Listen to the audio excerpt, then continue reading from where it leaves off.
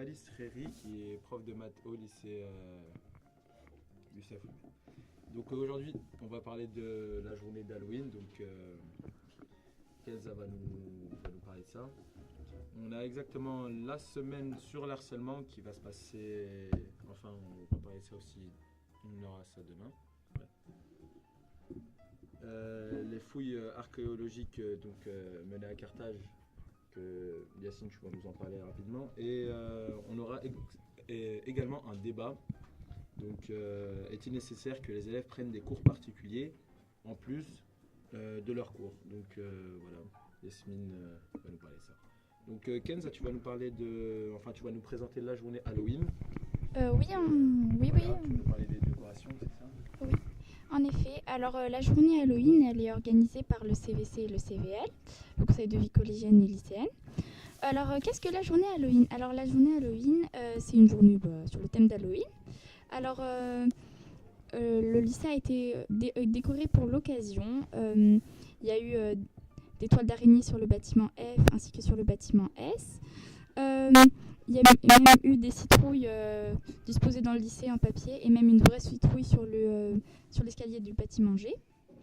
Alors, moi, j'aimerais demander à Ilyes. Alors, Ilyes, peux-tu nous parler des costumes de la journée Halloween et quels ont été les costumes qui ont été le plus fréquents et les plus originaux? Alors Kenza, il y avait des costumes des élèves de chaque niveau, avec chacun des costumes effrayants et originaux. Il y avait des costumes classiques comme des diables, des clowns et des faucheurs.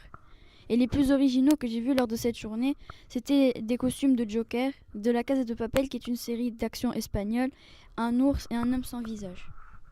Ah bah c'est génial, alors je vois que la journée Halloween a eu un grand succès auprès des élèves. Alors maintenant je vais demander à Sarah, membre du CVC, de nous parler de la journée Halloween. Alors Sarah, comment t'es venue l'idée d'organiser cette journée? Alors à vrai dire, Madame Derwish nous avait proposé d'organiser une journée sur un thème. Elle nous avait demandé de choisir un thème. Et puisque nous l'avions prévu déjà pour la veille des vacances de la Toussaint, qui tombe une semaine avant Halloween, on s'est dit pourquoi pas justement sur ce thème-là. Ça n'a encore jamais été fait dans notre école et on s'est dit que ça pourrait être une bonne idée. C'est une excellente idée et les auditeurs et moi aimerions savoir si il y aura d'autres journées à thème cette année. Et est-ce que vous allez refaire cette journée Halloween? Journée Halloween, encore une fois cette année, je ne pense pas, sûrement peut-être pour les années à venir. Concernant les éventuelles journées à thème, il y en aura sûrement encore plusieurs. En tout cas, sûrement pas sur le thème pyjama, ça n'arrivera plus. Il y aura sûrement quelque chose pour Noël, pour la Saint-Valentin aussi. On a pas mal d'idées et je pense que ça vous plaira. Ah bah génial. Alors maintenant... Haroun, je vous laisse la parole. Merci Kenza. Donc, Elias, tu es avec nous aujourd'hui pour nous parler des... Non, ou plutôt, Sarah, excuse-moi, tu es avec nous pour nous parler de la semaine sur le harcèlement. Donc, je me présente ça. Oui, alors, si vous n'êtes pas encore au courant, chers auditeurs, nous sommes en plein dans la semaine du harcèlement en ce moment. Et demain, le jeudi 15 novembre, c'est la journée qui a été choisie dans notre lycée comme journée de lutte contre le harcèlement. À cette occasion, tous les élèves sont priés, sont demandés de venir habillés en rouge, que ce soit une casquette, un t-shirt, une veste, n'importe quoi pour montrer qu'ils se sont investis, qu'ils ont fait un petit effort. Et ce serait vraiment génial que le maximum d'élèves viennent habillés en rouge. Il y aura également une petite activité débat au CDI de 12h30 à 13h30. Pour tous les élèves qui sont intéressés, il faudrait s'inscrire auprès de Madame Gattès au CDI, puisque les places sont limitées. Merci Sal. Donc Yessine, aujourd'hui tu es là pour nous parler plutôt des fouilles archéologiques que tu as fait à Carthage pendant ces vacances. Oui, c'est ça, Aaron. Donc du lundi 22 octobre au vendredi 26 octobre, pendant que vous étiez en vacances, nous, les élèves de l'enseignement d'exploration patrimoine, nous avons participé à un chantier de fouilles. C'est quelque chose d'extraordinaire et je vais vous dire comment ça s'est passé. Donc de 8h à 14h, nous avons fouillé le sol en recherche des restes laissés par les humains dans le temps. Notre lieu de fouille était la basilique Majorum à Carthage, près du quartier résidentiel d'Hamilcar et aussi près du cimetière américain. Ce site était à l'abandon dû au fait de son très mauvais état de conservation et de son éloignement par rapport aux autres vestiges de la cité de Carthage. Il est un peu reculé par rapport au site de Bouissa de Carthage. Donc cette fouille était encadrée par Madame Ghazni, ici présente, et Monsieur Gillet, tous deux profs dans notre lycée. Nous avons collaboré avec le musée de Carthage en la personne de Madame Boussaine. Donc c'est une archéologue qui nous a accompagnés tout au long du chantier de fouille. Le premier jour, donc arrivé sur place, nous avons dû monter le matériel sur le lieu de fouille, situé sur une colline à 50 mètres de la rue. Donc ce rituel allait se répéter tous les jours et à la fin de chaque journée de fouille, on devait descendre le matériel pour qu'il soit ramené au musée. J'ai une question, Yacine. Comment aviez-vous travaillé? Donc le premier jour, nous avons nettoyé les alentours. Bon, vu que c'est un terrain à l'abandon, il y avait beaucoup de déchets laissés par les humains, donc on a nettoyé pour que notre espace soit propre. Nous avons découpé le lieu de fouille en secteurs et chaque secteur a son équipe, donc 3 équipes encadrées par un des responsables. Sous le conseil de Madame Bouthaina, nous avons commencé par enlever la couche végétale pour atteindre la couche archéologique. Donc la couche végétale, c'est la couche qui concentre tout ce qui est déchets humains, les plantes, les racines. Donc on l'a enlevé pour pouvoir vraiment atteindre la basilique. Ce travail a été fini en 3 jours. Pour cela, nous avons utilisé des pioches, des piochons, des truelles. Nous étions accroupis au sol pour avoir un geste précis. Et as-tu trouvé quelque chose? Ah oui, évidemment. Donc on a trouvé plusieurs mobiliers datant du 3e siècle, donc c'était l'époque romaine. Nous avons trouvé des tuiles en argile, des céramiques, des bouts de marbre, des briques, etc., etc. Nous avons aussi remarqué un alignement de pierres qui provient sûrement d'un mur de la basilique. Donc c'était un alignement des pierres sur tout le chantier de fouille. Le 4e jour, nous avons commencé vraiment à fouiller au sens que nous comprend, donc la couche archéologique. À la fin de la fouille, nous n'avons pas terminé cette couche. Donc quand on creuse, chaque couche est délimitée par les objets qu'on y trouve. Il y a une couche romaine, une couche punique. Nous, on s'est arrêté à la couche romaine. On ne l'a pas fini parce que ça demande vraiment beaucoup de travail. Donc nous avons trouvé aussi plusieurs objets, plus dans le détail, comme des bouts de marbre, des mosaïques aussi, c'était très intéressant, des jetons de jeu en marbre et des céramiques en argile. Ces objets ont été ramenés au musée de Carthage pour être nettoyés et triés par nous les élèves. Madame Bouthaina avait dit que ce site avait vraiment un grand potentiel, car bon, si on avait continué à creuser, on aurait pu tomber sur des ruines puniques et c'est très rare à Carthage de trouver des ruines puniques. Et est-ce que c'était facile ou j'imagine que ça a dû être très fatigant? Ah oui, ça l'était on était très fatigant. Donc comme je l'ai dit, on était accroupis au sol. On devait donner vraiment beaucoup de force musculaire pour enlever de la terre. Et en plus, le climat n'a pas été très facile, ne nous a pas aidé dans notre tâche. Donc les 3 premiers jours, il a plu. Et même, je pense, le 2e jour, on a dû stopper la fouille à cause des intempéries. Mais ça va, malgré le climat et la fatigue, c'était une très bonne expérience. L'ambiance était agréable. On rigolait tous ensemble et on était très satisfaits lorsqu'on trouvait un objet de rare. Donc c'était une compétition, celui qui trouvait le meilleur objet, il le cria, j'ai trouvé ça, j'ai trouvé ça.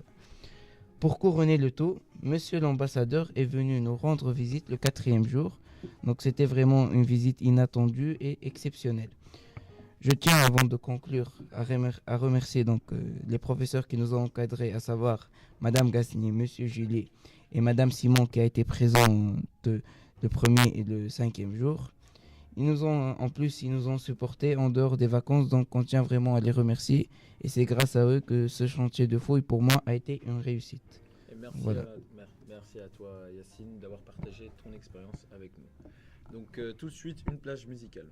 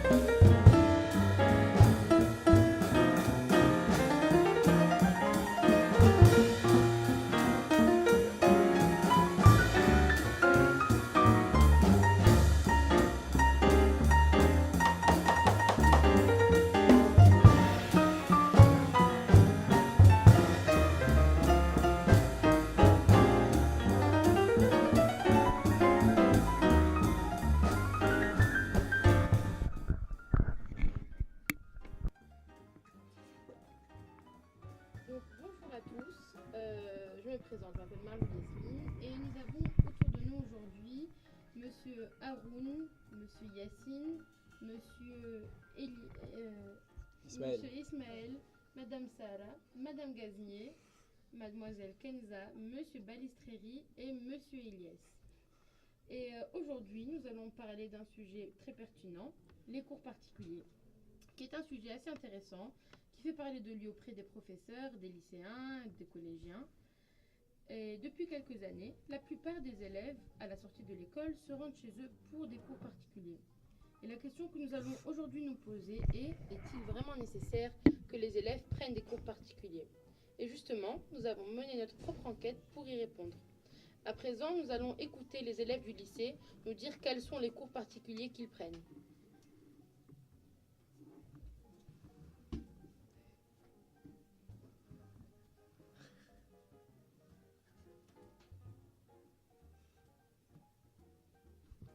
Nous avons interrogé certains élèves du lycée, des collégiens, des lycéens, aux alentours du lycée, pour savoir quels étaient les cours particuliers qu'ils prenaient et aussi à quelle fréquence ils le prenaient.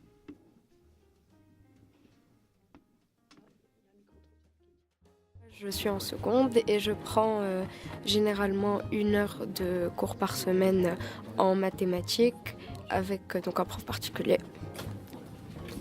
Je fais des cours de maths particuliers 1h30 par semaine et français 1h30 par semaine aussi. Alors je fais des cours de maths 1h30 par semaine et des cours de maths particuliers. Voilà. Donc je prends des cours particuliers en maths 1h30 à 2 par semaine. Et voilà, c'est tout, je pense. Je fais 1 heure de français par semaine et 1 heure de maths aussi par semaine. C'est tout. Et je prends environ 2 heures de cours particuliers en français chaque semaine. Alors moi je prends des cours de mathématiques, donc 1 fois par semaine, et c'est des cours de environ 2 heures. Voilà, et c'est tout. Enfin, c'est tout, c'est déjà bien. Moi aussi 2 heures en mathématiques, parce que la terminale S c'est assez compliqué. Donc je pense 2 heures c'est suffisant. Mais après peut-être qu'il faudrait que j'en prenne plus. 2 heures pour moi aussi, et en maths, vu que comme lui je suis en terminale. Voilà. Je prends des cours particuliers que lorsque j'en ai besoin, quand je ne comprends pas le cours, par exemple en maths, et peut-être que je vais en prendre en français, parce que je suis en première, donc dès qu'il y a une lacune, il faut vraiment que je comprenne bien le cours, et voilà.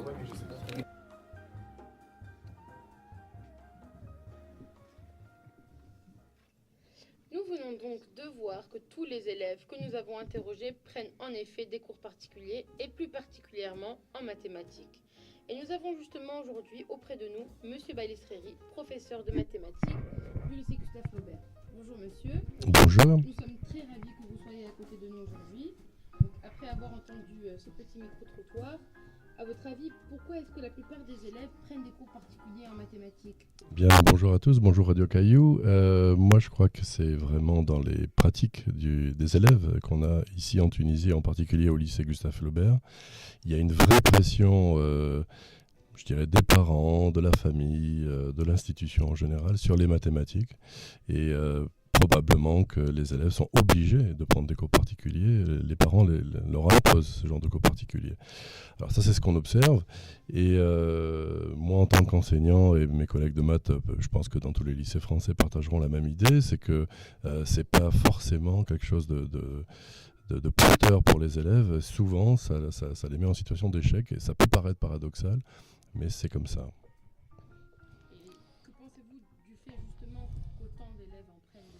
Alors moi, ça m'inquiète parce que là où les cours devraient aider les élèves, et encore faudrait-il définir ce qu'on entend par aider les élèves, les cours particuliers souvent sont donnés par des étudiants ou des anciens professeurs dans le but de faire remonter les notes, puisque c'est souvent de ça dont il s'agit.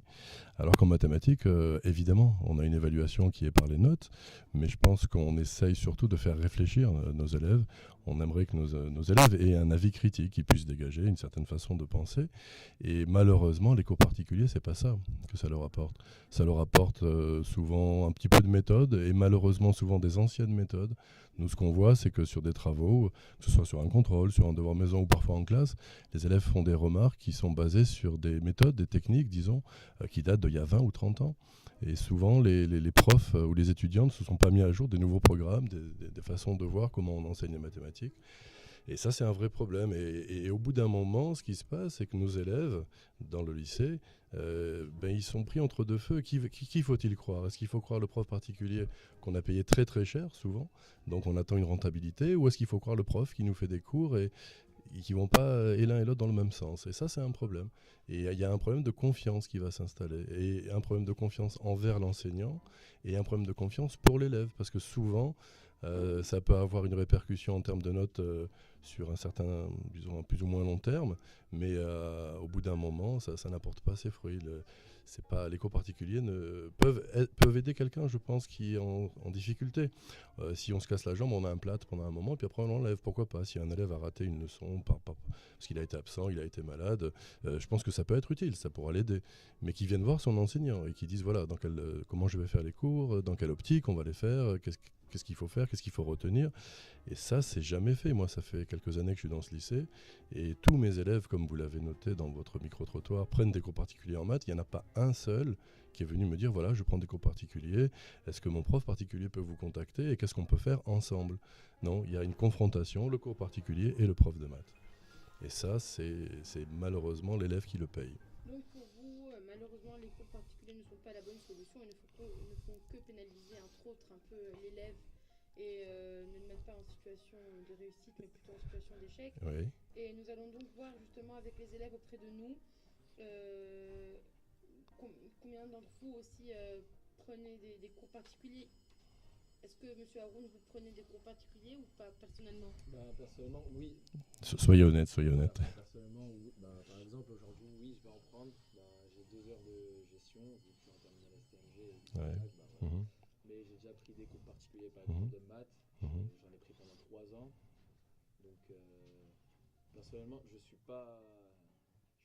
D'un côté, je suis d'accord avec vous, mais de l'autre, pas vraiment. Parce que, comme vous avez dit, quand on se casse la jambe, il y a le plâtre et après on l'enlève. Mais si on se casse la jambe à chaque fois, le plâtre, au bout d'un moment, il doit un peu... C'est intéressant ce que tu dis, parce que si on se casse la jambe à chaque fois, ça veut dire qu'il faut réapprendre. Il faut apprendre à marcher, et c'est pas le fait de remettre un plâtre qui va t'aider à marcher. Je pense que nous, ce qu'on observe, c'est qu'il y a beaucoup d'élèves qui, au bout d'un moment, ne savent plus travailler tout seuls. Ils sont déjà encore particuliers. Tu m'as dit 3 ans, c'est ça? 3 ans, c'est beaucoup. Est-ce que vous avez le sentiment, vous, Haroun, que ça vous a mis en échec en cours de maths, ou est-ce que ça vous a au contraire porté? C'est pour ça que j'ai arrêté justement les cours de maths, c'est que personnellement, ça m'a mis en échec. Oui. Mais comment vous analysez ça? Pourquoi ça vous a mis en échec? C'est paradoxal. D'abord, il y a une pression, comme vous l'avez dit, par la famille, par les parents, mais aussi il y a une pression par le prof de maths, du cours particulier, et il y a une pression de l'école aussi. Il y a partout, voilà, de la famille, des parents. Il y a trop de pression. Voilà, trop de pression qui fait que oui, ça peut me mettre en échec. Mais moi, je suis le genre d'élève justement qui prend des cours particuliers justement parce que je peux pas m'asseoir dans une classe de 30 personnes et écouter un cours de maths. Je dois rester tout seul. Je dois apprendre tout seul, soit avec quelqu'un, soit avec le prof. Mais ça t'a aidé à un moment donné. Ouais. À un moment donné, ouais, mais après. Et est-ce que vous avez été voir votre prof de maths quand il y avait des soucis? Oui. C'est ça qui est important, je crois, c'est d'aller voir d'abord l'enseignant et voir avec le prof ce qu'on peut faire. À l'époque, il y a 2-3 ans, oui, on avait remédiation. Oui. Et justement, le prof, par exemple, les jeudis après-midi, on terminait à 17h, on rajoutait 1 heure de plus pour nous. Et ça, c'est vrai que ça nous aidait. Tout à fait, remédiation est peut-être la solution, mais de temps à autre, peut-être que les professeurs n'ont pas le temps aussi de voir chaque élève individuellement. C'est vrai. Donc à ce moment-là, c'est vrai que les élèves se tournent obligatoirement vers des cours particuliers. Par exemple, nous avons Sarah auprès de nous, vous qui êtes en seconde à présent, en 3e plutôt, donc vous êtes là depuis la 6e. Est-ce que vous avez pris des cours particuliers depuis la 6e? Est-ce que tout au long de votre parcours scolaire, ça vous a aidé ou plutôt pénalisé? Personnellement, j'ai commencé à prendre des cours particuliers en physique, chimie et en mathématiques en milieu d'année de 5e. J'ai arrêté les cours particuliers de physique, chimie, mais je continue ceux de mathématiques jusqu'à présent. Je fais 2 heures par semaine. Parfois j'en rajoute, parfois j'enlève, mais généralement en moyenne 2 heures par semaine. Personnellement, ça m'a aidé dans le moment où j'ai eu une baisse de résultats en mathématiques et ça m'a aidé à remonter. Quand je suis en classe, je travaille, j'écoute le cours, mais il y a vraiment certains passages où je n'ai pas bien compris, donc ça me fait du bien de les revoir à la maison avec un autre professeur. J'en avais parlé l'année dernière à mon professeur de l'an dernier que je prenais des cours de mathématiques. Elle n'était pas vraiment d'accord à ce sujet, mais voilà, je continue quand même d'en prendre. D'accord, et donc vous, encore une fois, ce sont des professeurs de mathématiques, de physique-chimie. Monsieur Ismaël, est-ce que vous prenez, vous, des cours autres que maths ou physique? Oui, je prends des cours de maths et puis je prends aussi des cours d'arabe. Et des cours d'arabe, donc pourquoi est-ce que vous vous sentez obligé de prendre des cours d'arabe? Qu'est-ce qui se passe en cours d'arabe à l'école? Parce que mes parents, ils ont voulu que j'ai un plus en me mettant à la section internationale plus tard.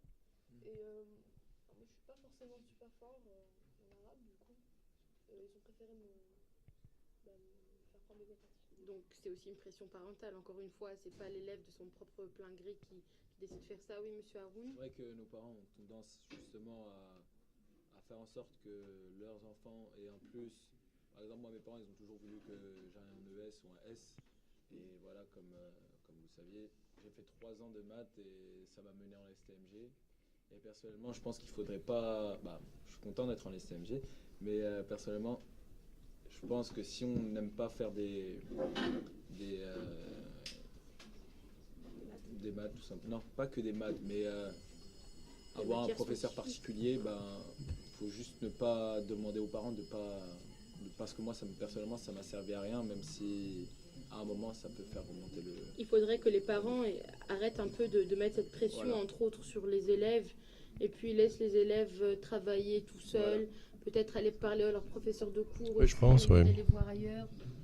Oui, je crois, c'est que le cours particulier, ça peut être utile, ça peut être très utile à un moment donné, ça je veux bien l'entendre. Mais l'idée, c'est que l'élève arrive à travailler tout seul. Et nous, ce qu'on voit quand on est prof en fin de lycée, c'est des élèves qui reviennent et qui disent qu'ils ne savent pas travailler tout seul. Donc,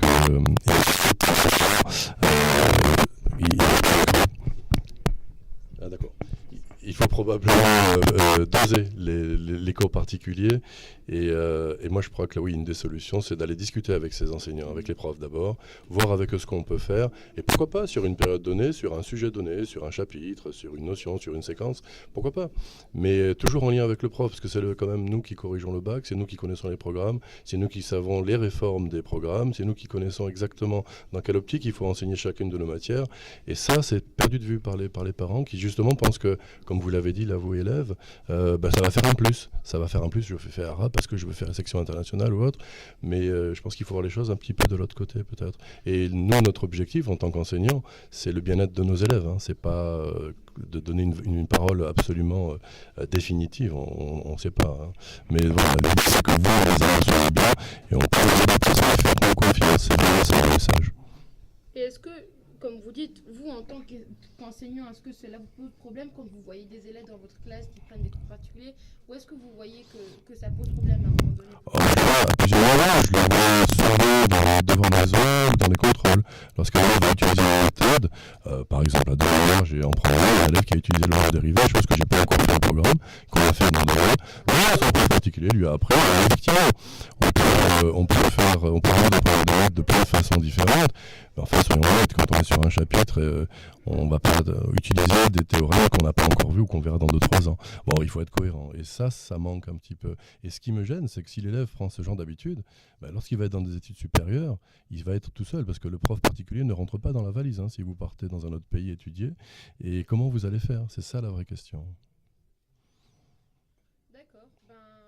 Merci beaucoup. Merci à vous. Merci à vous. Nous sommes très heureux de vous avoir aujourd'hui, nous avoir eu auprès de nous. Merci à tous les élèves qui étaient autour de nous. Merci beaucoup à Madame Gaznier. Et puis nous espérons vous revoir. Et merci beaucoup Monsieur Haroun, je vous laisse la parole. Et merci à toi Yasmine. Donc pour conclure tout simplement, voilà, Les cours à l'école, c'est comme vous le sentez, quoi. Vous voulez dire un dernier mot? Les cours particuliers ne sont pas conseillés par les professeurs même du lycée. Allez discuter avec vos enseignants, faites le point avec eux et que les parents viennent discuter avec nous aussi et qu'on parle de ça. Je pense que ce sera certainement soulageant pour beaucoup d'enfants qui sont sous pression. Et voilà. Merci beaucoup. Donc voilà, tout simplement, vous pouvez donc nous rejoindre sur notre page Facebook Radio Caillou pour réécouter nos anciennes émissions. Donc merci à Monsieur Zarou qui est à la régie, voilà, et merci à Madame Gasny qui nous a aidé à monter toute cette émission, et merci à vous de nous avoir écoutés.